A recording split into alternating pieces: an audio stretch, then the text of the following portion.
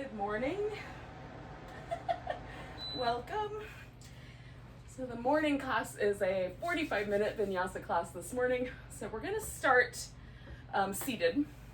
And you can sit in any position that feels comfortable for you. If you prefer to sit up on a cushion or something, you can certainly do that here. We'll just take a moment. I especially need it. We'll just take a moment to settle in, kind of let go of the rest of the day. Any little agenda items that we may have had coming in. Take a moment just to let those things go.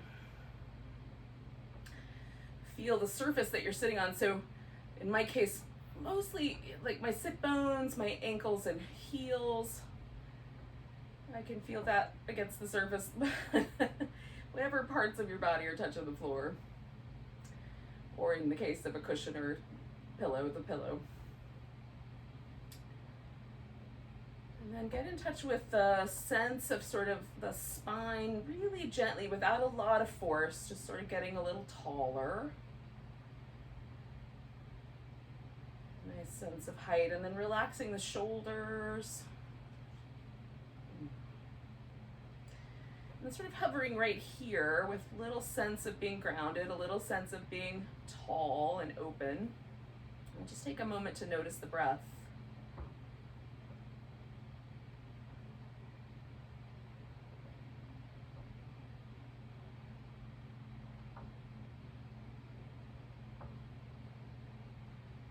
Now, generally with yoga practice, you breathe in and out through your nose. This is a good way to sort of keep track of whether you're pushing too hard, so if you're holding the breath, or if the breath gets a little ragged. And we just kind of smooth things out a little bit, come back to a smooth breath rhythm. The breath rhythm in some parts of the practice might be slower, in some parts of the practice might be faster, as long as it's smooth. And that's what we're after.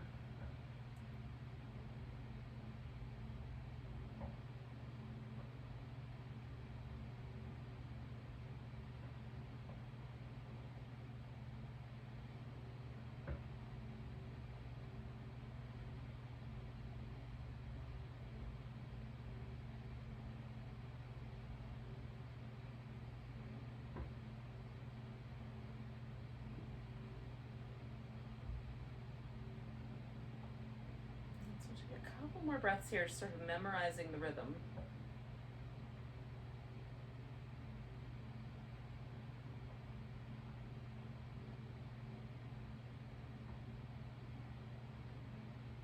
Now start with the neck and see, can you drop your chin and keep the rest of the spine in that sense of being tall? And then maybe the head will roll around over one shoulder and then over the other. If anything feels a little pinchy there, you have a couple of options. You can elevate the head slightly so there's a little more room between the ear and the shoulder. Or you can just hold your head in a side position that feels like it's a nice place to stretch. Like right there is feeling kind of good to me today. So you might just hold that instead of coming around the circle.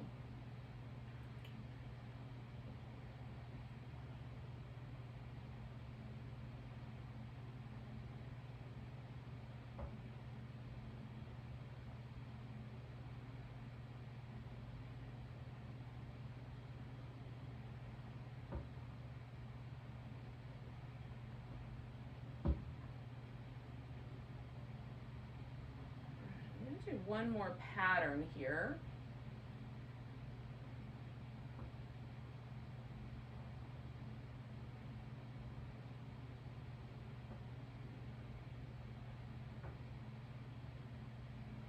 And then coming back to the center, I'm going to let my head float up. We'll do some work for the shoulders. So I'm hanging my arms off to the side and then hiking the shoulders up as high as I can, and then I'm going to let them fall with the weight of the arms sort of helping out. Now, if that feels like it's too much, you could leave your hands in your lap.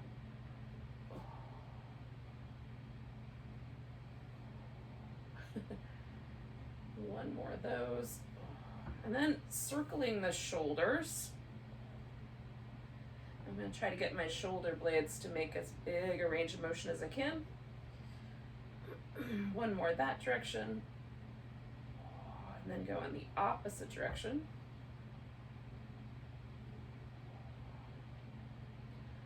I'm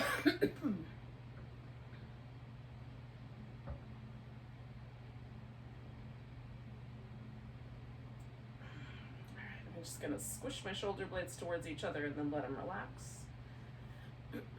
Now, just a little bit of work for the wrist while we're here. So we'll turn the wrists in a circle of some sort. Just trying to find the range of motion that my wrist will give me. Go in the opposite direction.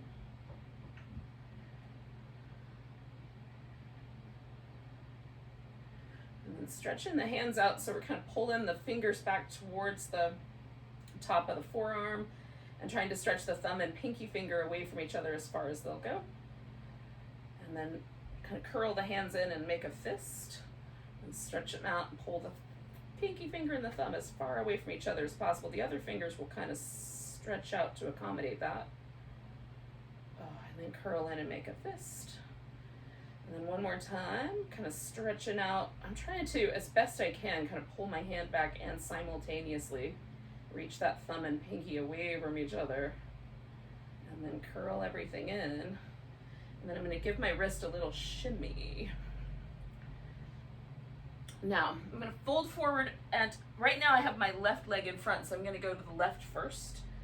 And side bend out, then I'm going to come back to the center, reach out to the right, and side bend to the right. So come into the center, side bending over one, come into the center, side bending over the other. I'm going to do that one more time.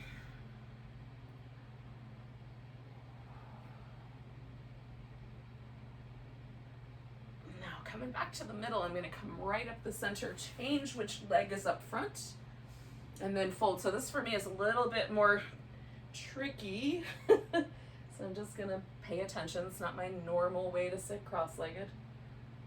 If you need, you can add some extra support under the knees.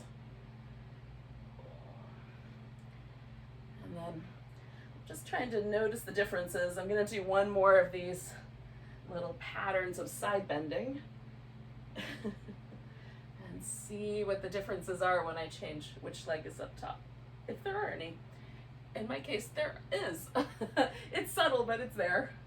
So now that I've done a little side bending, I'm just going to do a really easy-going rotation in the ribs. And again, I'm just checking in with my right side, my left side, to see if there are any in this sort of center band of my abdominals, which is doing most of the work of twisting me here. Are there any tight places or places that feel like I should check in as we go along today? All right, when you're ready, we're going to come up to all fours. Once you get there, we're going to move the spine through the different sort of shapes that it's willing to make. A more up and down, flexion and extension kind of a shape. But you might also decide to add a little bit of those side bendy shapes as well.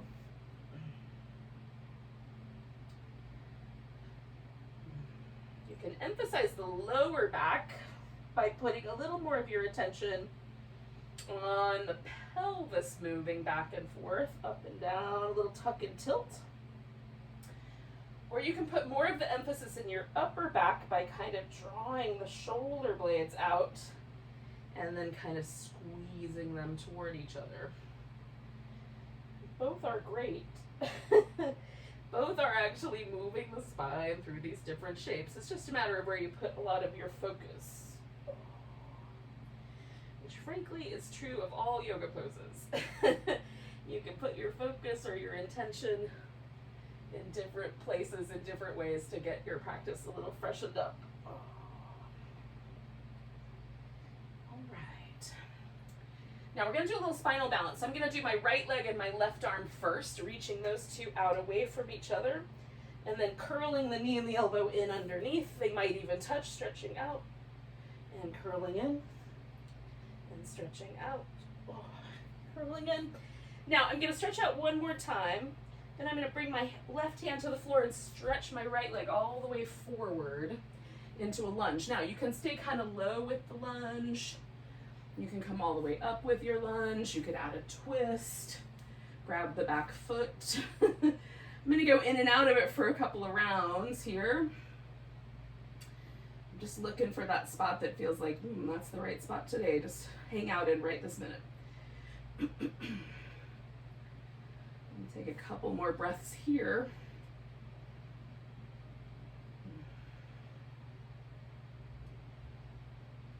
And then releasing the arms, I'm going to fold myself forward and then see how far back I need to go to get the legs straight. Just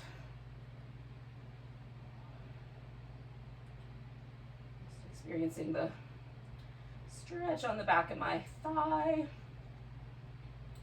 And with my toes kind of coming up, I can stretch the back of my calf as well.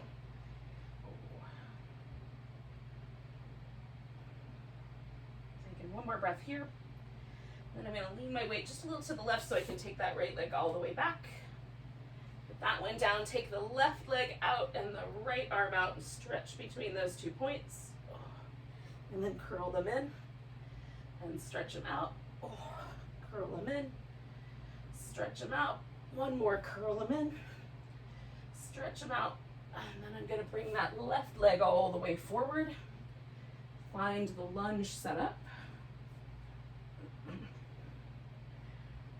again, just kind of going in and out just a little bit to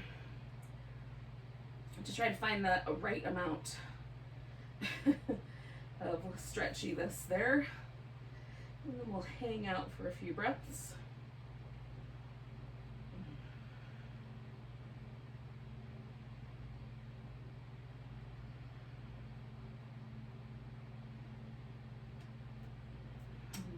Fold and see how straight I can make my leg.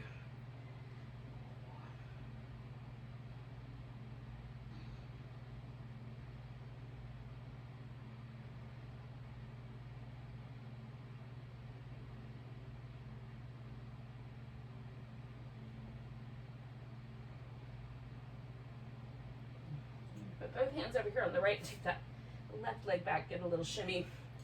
All right, so the next step is downward facing dog. If that is a pose that you enjoy, spend some time with it. Walk your legs up and down. Move your shoulders around. Whatever is nice. If you're not as big a fan of downward dog, then maybe use it as just a transition to your feet. It can be a quicker pose, or it can be a pose that you sort of get into and enjoy.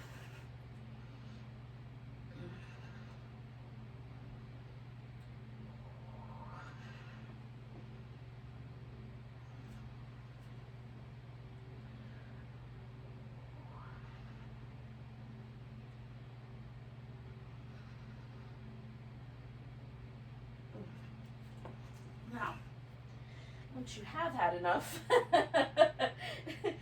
however long that takes, just get yourself on your feet. We're going to use this as an opportunity to come all the way up to standing. I'm just doing a couple of little halfway up movements first, and then coming all the way up. Once I get there, I'm going to give myself a nice big stretch to each side, a little bit of movement.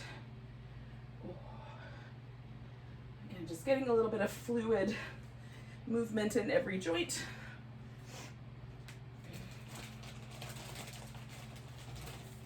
I forgot my water, so I'll bring that over. Okay, so we're going to find a mountain pose. Now, this is going to be the top of my mat, the front of my mat. Either one of those words, top, front, for the rest of the practice. That side is going to be the back of the mat. Even though my mat is a circle, and that's kind of ridiculous. It's just a landmark. And that way we'll kind of keep up with the left side and the right side. So if I say something like, turn towards the front of the mat and step back to down dog, that will be a consistent landmark. So hopefully that makes sense. And then we're going to take a moment just to memorize this mountain pose. Try to notice if your weight shifts more to your toes or your heels, a little more to the left or a little more to the right. Just notice if the weight distribution is even across your feet. And there's no judgment about that. Just sometimes we find ourselves sort of leaning away from tender places, so there might be an indication of something to notice. Notice how it might feel to, kind of pause and notice the shoulders, the spine, the relationship of the abdominals. Is there any tenderness in your low back or your upper back? Is there any stiffness or tightness? And then as we progressively move around, we'll come back to mountain pose a few more times. It'll give us a chance to see if our practice changes anything about our body. So take a nice big breath, reaching the arms up. We're gonna come to a chair pose. And this can be a deeper chair if you like. You can squat down as deep as you feel compelled to do. Bring in the hands to the heart and take a nice big breath and turn to my right. Now again, you could bring your left elbow closer to your right knee. Just be mindful that sometimes the left hip will help. Maybe see what happens if you don't go that far. Or maybe you do. It's your practice. Make a choice. Take a nice big breath. And then coming back to the center, we're going to turn this into a warrior three. So you can go back to the arms overhead. You can keep the hands at prayer. You can reach the arms back behind you. We're just going to pick the left leg up, see if we can get the hips nice and level, and stretch from our head to our heel, or arms to heel, as the case may be. Now, if you fall, catch yourself. We'll take one more breath here. And then we're going to step back into a high lunge that might happen right in one step or might need a couple of little shimmies to get just right. So my hips are pointing forward and I'm on my toes on my back foot. I'm going to try to keep myself steady. Now if I bend my back knee just a little bit, I put a little bit more emphasis into my quads. And I'm going to try to just hold that, but you can also lower the back knee down on your exhale and inhale back up if you'd like to a straighter leg. We'll hold for about 3 breaths.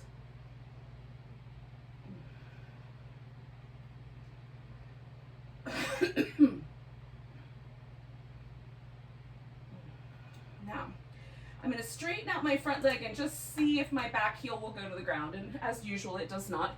So I'm going to lean forward, pick that foot up, and bring it to the point where I can get both feet on the ground.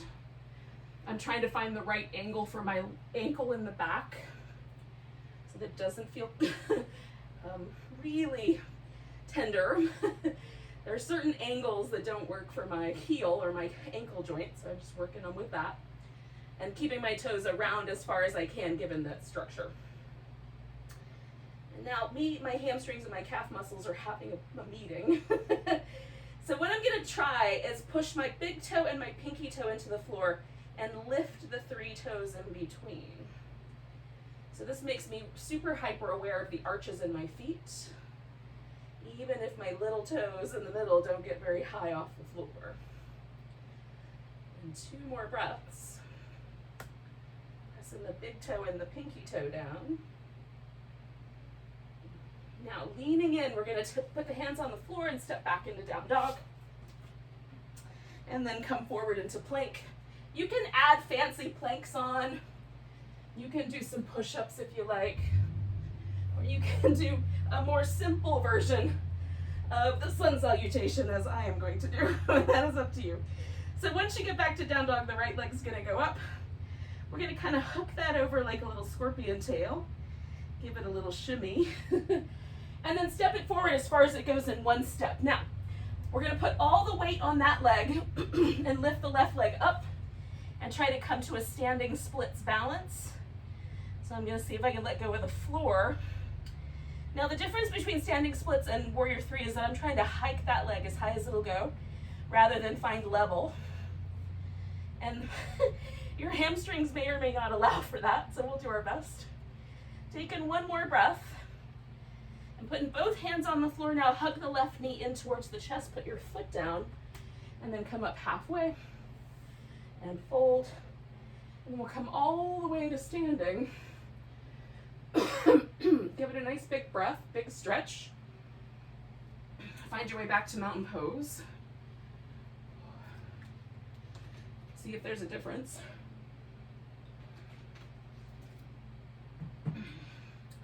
Taking a big breath, arms reach up, come into chair pose.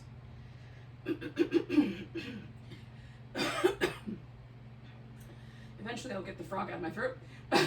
Bringing the hands to the heart, we're gonna twist to the left. And again, it could just be, just a little twist. It might be that there's more room. And your elbow will come around. Take in one more breath there. Coming back to the center again, we're gonna turn this into a warrior 3. This time the weight's on the left leg and the right leg's gonna pick up. And try to keep the hips relatively level and the leg level with the torso, as close as we can get.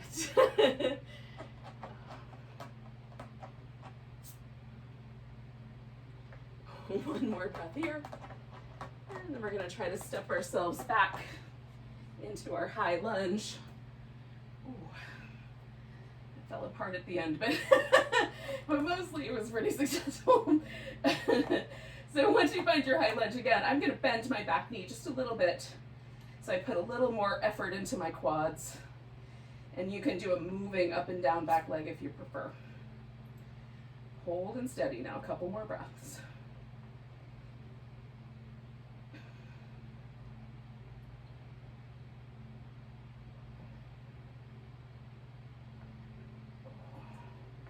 And then adjusting my back foot, straightening out both legs, folding over into this split leg forward bend.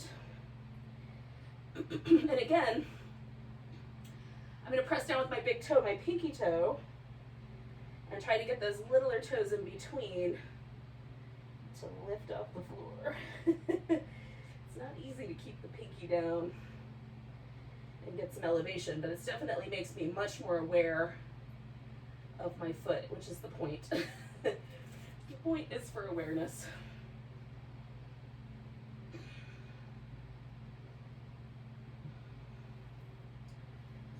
Noticing that this set of hamstrings is a little more sensitive than the other set. So I'm giving myself just a little bit of space there. Take in 2 more breaths.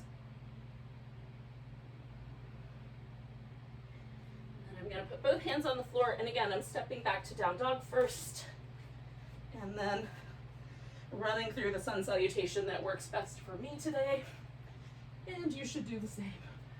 You may want yours to be a little more spicy. So again, I'm gonna take this left leg this time up like a little scorpion tail. Keep my ankle a little, a little shimmy there.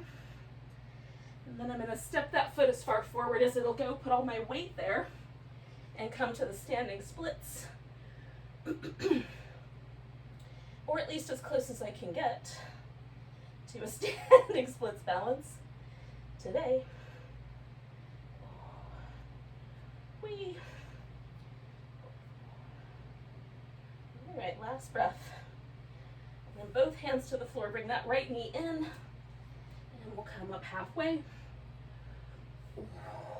Fold, come all the way to standing. Give it a nice big stretch. And then find your mountain pose once again.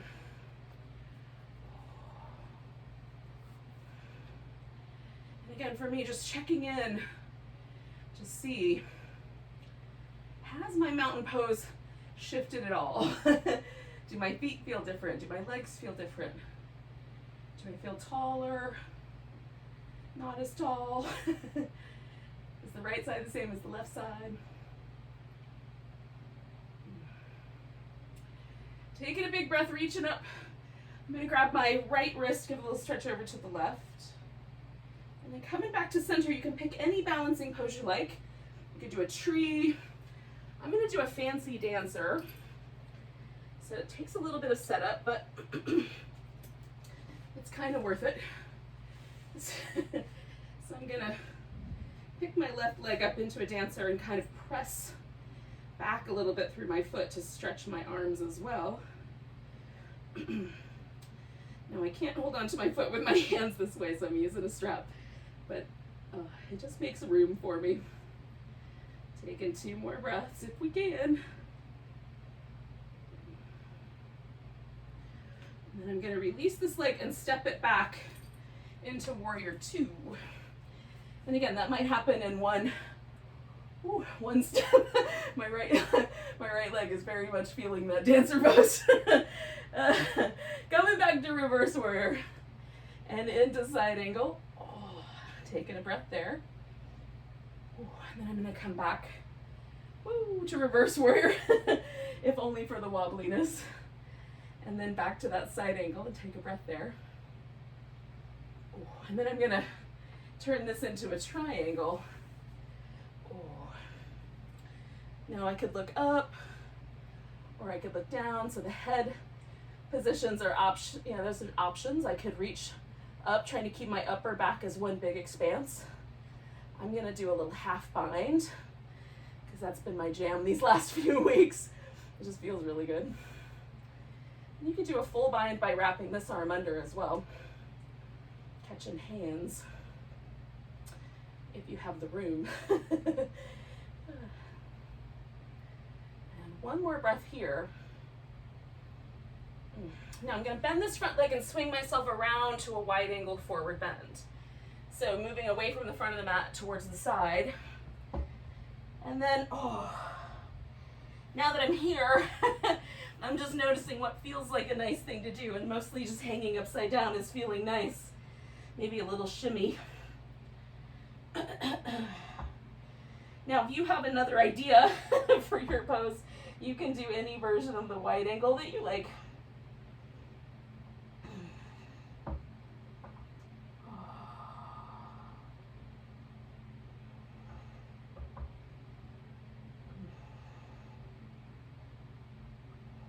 Taking a nice big breath. So I'm going to walk around to the top of my mat, to the front, and step back into down dog. And add my vinyasa sequence in there, that little sun salutation sequence. When I get all the way back, I'm going to take my right leg up, see if I can touch my right upper arm with it, and then round my back and hug in my belly button. And then stretch that leg all the way back, step it forward.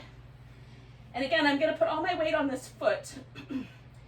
Reaching my right arm out, I'm going to come to a half moon balance. So now I'm going to stack my hip up on top. Try to avoid my plants. And stretch out like a big starfish in space. Whee! Taking one more big breath. I suppose I'm more of a star. But for some reason, I felt like the starfish was a better image. Coming all the way back up to standing. And then taking myself up to the top of my mat. And pausing just for a couple breaths.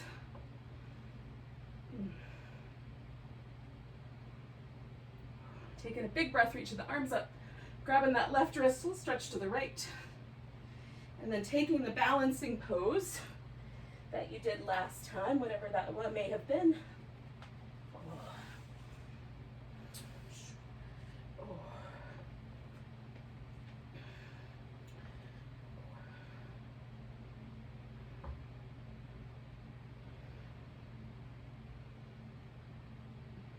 Two more breaths.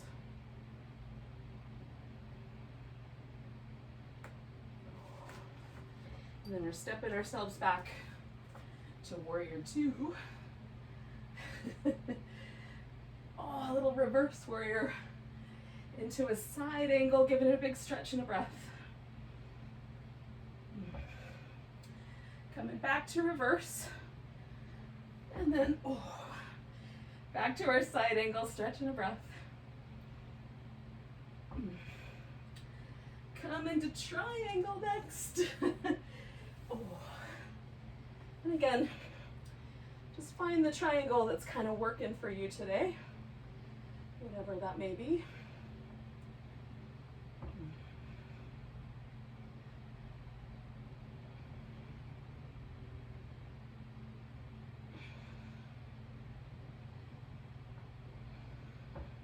more breaths. Again, I'm going to release everything and spin my feet around so that I'm in a wide angle forward bend. And again, you have the choices.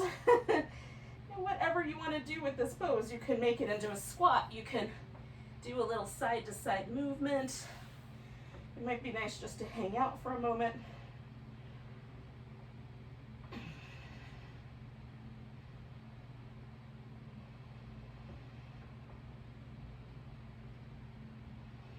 One more breath. And then we're going to walk it around to the front of the mat. Step back into dog one more time. Add the vinyasa. Sun salutation. And then we've got back to down dog. That left leg comes up. Bring it as close as you can to your upper arm and then hug in. And then stretch it back. And step it forward. And again, this is going to become my half moon balance.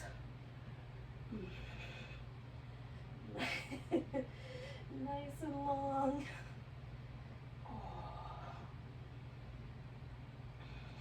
One more breath.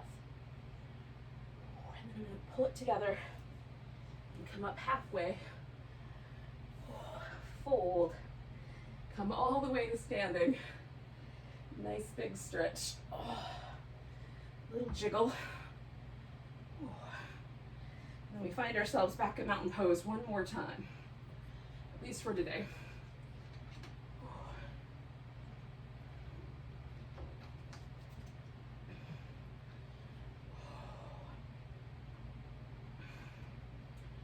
Just noticing, noticing this mountain pose. Is it the same or has it changed?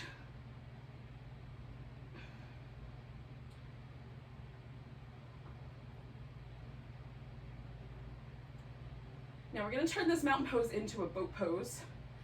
And that can be, if you're really good at squatting, that can be achieved by squatting first and then just kind of sitting down and picking your feet up. I'm not that good at squatting, but I'm gonna take the same steps, stretching up, widening out my feet, coming down into the deepest squat that I can get. Now my hips are way far away from the floor. It would really bruise my tailbone to try to just sit down. I've done it. It's not that pleasant. So I'm gonna put a foot down or a knee down and then just come right to my boat pose. Add some little pulses, 10, 9, 8, 7, 6, 5, 4, 3, 2, 1. And then I'm gonna turn toward you. So we're gonna do a little butterfly pose. So I'm gonna kick my sit bones out from behind me. Now, I call it butterfly just because it gives you a lot of options. So you can pull the heels in really tight, like the bound angle pose. You can have your heels way out in front, like the tortoise pose, or somewhere in the middle. I'm going for somewhere in the middle. You can keep your torso aligned with the pelvis so the chest stays broad and the spine stays elongated. Or you can, if it feels okay to your back, you can round your back here, a little more like the tortoise pose. Be mindful to do that softly, so we're not overdoing that lumbar spine and the areas just above it. Sometimes that rounded sensation puts a lot of pressure in that low back. It's not the way it curves naturally. So just be mindful of that. Notice your own back and the signals that you get. And any signals like numbness, tingling, pain, discomfort that feels like it's dangerous, trust yourself and back out of there. If it feels nice, then maybe stay a little while and see what happens at the end. Make your best judgment. We're going to take 2 more breaths.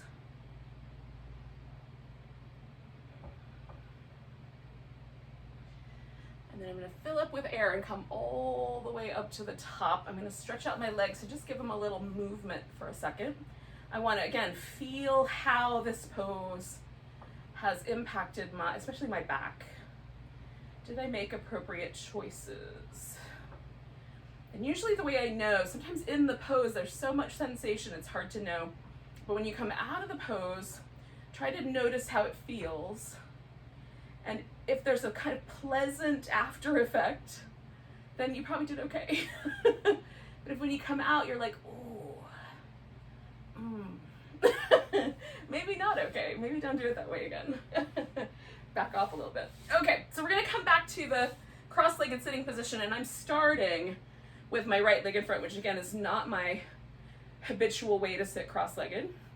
I'm gonna bring my thighs in just a teeny tiny amount. If you would prefer, you can layer your legs on top of each other. Stack the knees on top, stack the shins on top, right leg on top or left, that's up to you. So I'm gonna spin to my right, I'm gonna do a twist here. And there's an inclination, of course, for my hip to wanna help. So both my sit bones are nicely anchored to the floor, so I'm gonna try to leave my pelvis to its own devices to try to stay anchored.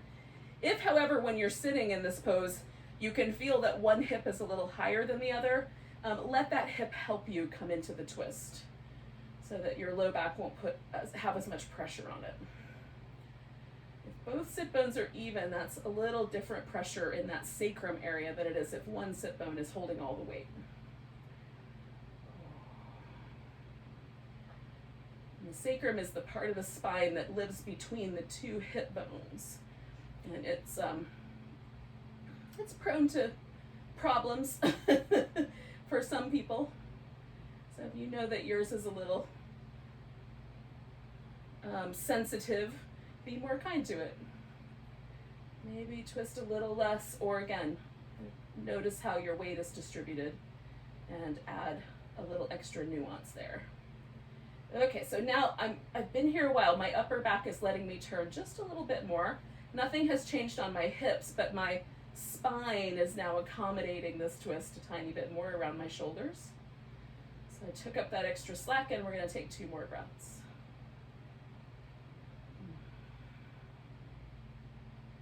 Now when I come out, because I took up all that space, it still feels like I'm turning that direction. So I'm not gonna go to the other side just yet. I'm gonna let myself shimmy out a bit here. So if I turn this way, it feels weird. If I turn that way, it feels normal. So I'm gonna do this little back and forth washing machine move. And as soon as this twist, it's just about happening right now, this twist feels the same as that twist, then I turn the other way. So I like to let my spine recover.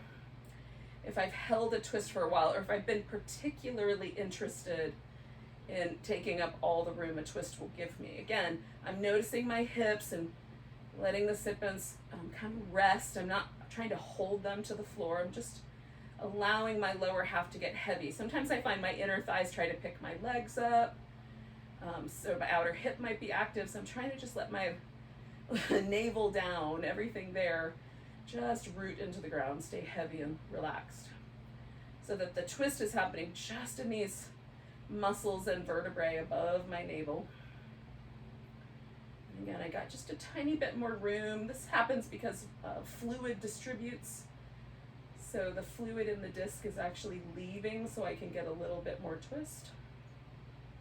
Consider that. It's a natural process, but it does have implications. We're gonna take one more breath here. And then we're gonna come out of there. And again, because of that fluid distribution, it feels like I'm still twisting.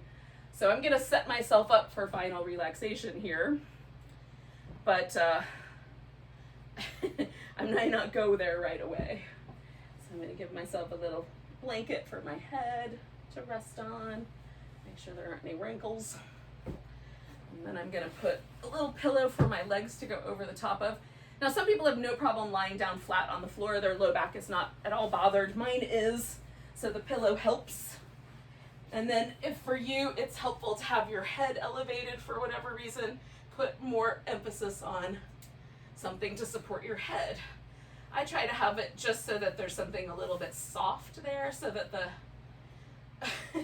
little ridges and knobs on the back of my skull have a soft place to land. According to a PBS special that I watched, the ridges and knobs on my skull make it likely that I have some sort of Neanderthal DNA. I've decided that this must be the reason that I have trouble using a cell phone. Whether it's true or not, it's my excuse. I'm sticking with it. So now we're going to let ourselves totally relax. So this last pose, corpse pose, or if you prefer reclining mountain pose, we're going to try to let everything go, just sink into the ground a little bit. So relax the muscles of your arms and shoulders, and sometimes for me, adjusting the arms a little more away from the body is helpful there. Relax all the muscles in your face, especially the parasympathetic nervous system, the part of our nervous system that's responsible for relaxing, has all kinds of nerves that go to our face. So hopefully if we can relax the face, we can signal to our nervous system that the rest of us would like to relax too. So let your eyes get a little softer, a little deeper in the sockets. Let your lips get a little softer. It might even be like the tiniest hint of a smile that sort of creeps in. You don't have to do that with force, just see if it naturally arrives.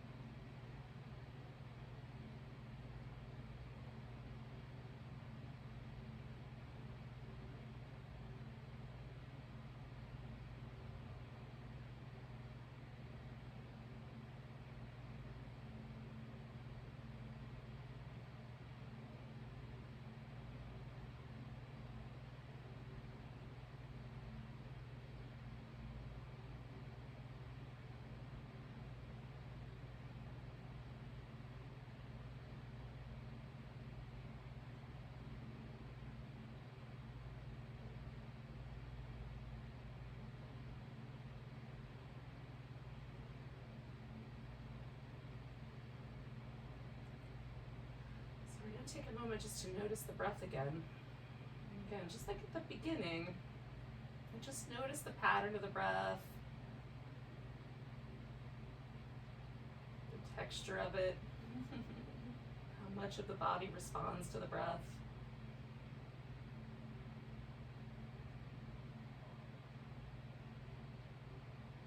Notice if it has the same rhythms as the very first few breaths we checked in with.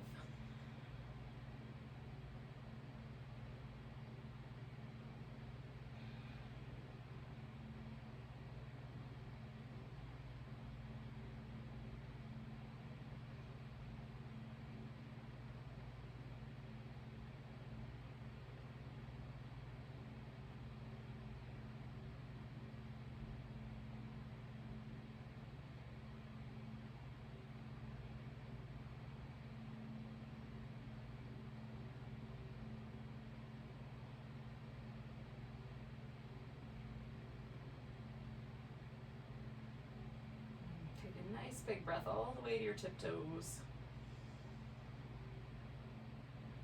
Let it go with a big sigh. And whether it reached them or not, we can start to wiggle the tiptoes on the fingertips. Stretch them apart, squeeze them around, stretch them apart. Give them a little more movement, maybe some wrist and ankles.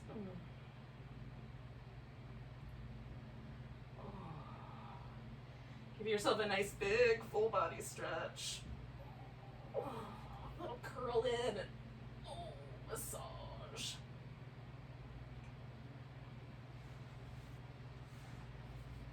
Okay. So, if you want to join me in a seated position, we'll take a big breath together. Nice big inhale. Big deep sigh. Enjoy the rest of your day. Namaste.